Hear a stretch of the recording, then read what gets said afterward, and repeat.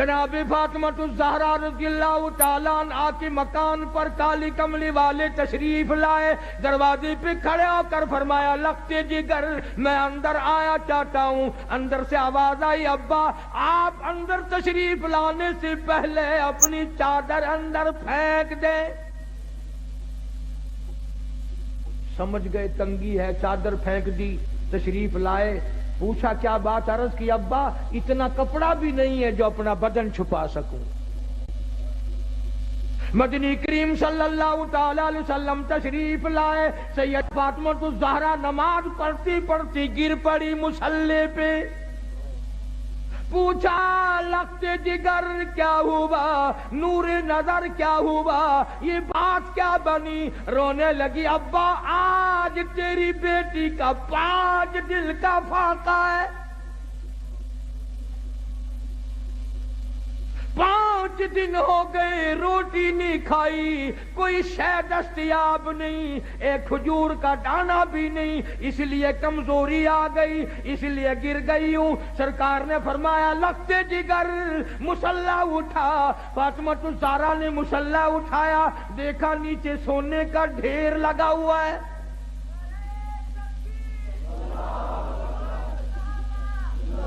فرمایا بیٹی جتنا سونا چاہو اٹھا لو، پر یاد رکھو اس کی ذمہ داری بھی، اس کا جواب بھی قیامت میں دینا پڑے گا۔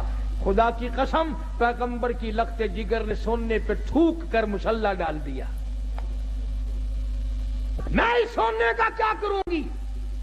جناب مدنی کریم صلی اللہ علیہ وسلم کے بہترین سارے صحابہ کے سردار صدیق اکبر دوپہر کے وقت مدینہ پاک میں مسجد نبوی میں دھوم میں بیٹھے ہیں۔ فاروق اعظم آئے، پوچھا ابو بکر ابھی تو نماز کا وقت نہیں ہوا، ابھی سے کیوں بیٹھے؟ فرمایا فاروق 2 دل کی بھوک نے بے-تاب کر دیا۔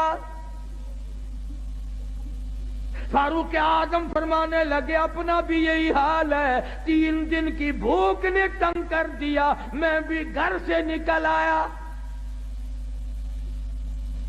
جناب مدنی کریم سب کہہ دو صلی اللہ علیہ وسلم تشریف لائے، ان حضرات سے وجہ پوچھی، انہوں نے بتا دی، حضور کی آنکھوں میں آنسو آ گئے۔ فرمایا ابو بکر آج تیرے نبی کا 5 دن کا فاقہ ہے۔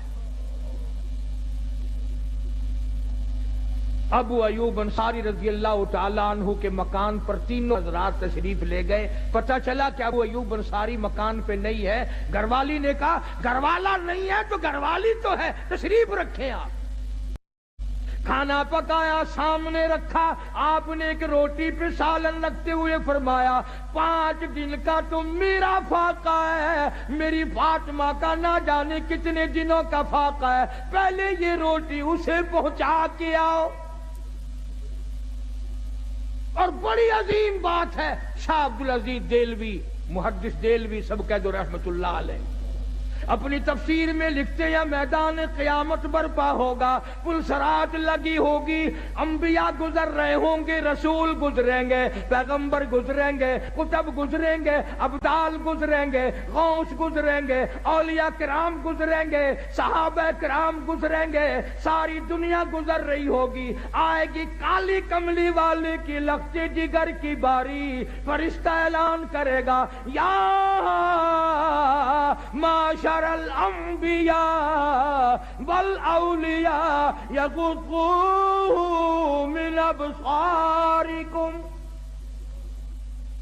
او آدم صفی اللہ، اے نوح نجی اللہ، اے ابراہیم خلیل اللہ، اے اسماعیل ذبیح اللہ، اے موسیٰ کلیم اللہ، اے عیسیٰ روح اللہ، اے یوسف علیہ السلام، اے یعقوب علیہ السلام، او سارے نبیوں رسولوں صحابہ کرام کی جماعت، قطبوں ابدالوں، عبد القادر جیلانی، بہاء الحق زکریا ملتانی، علی احمد حجویری، معین الدین چشتی اجمیری، بابا فرید، تمام کے تمام اپنی نظریں نیچی کر لو، اس لیے کہ خاتون جنت پلسرات سے گزرنے والی ہے۔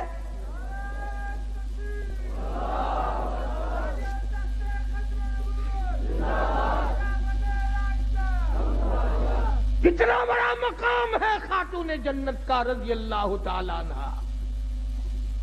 جو قرآن کریم کی اتنی ماہر تھی، بیمار ہیں،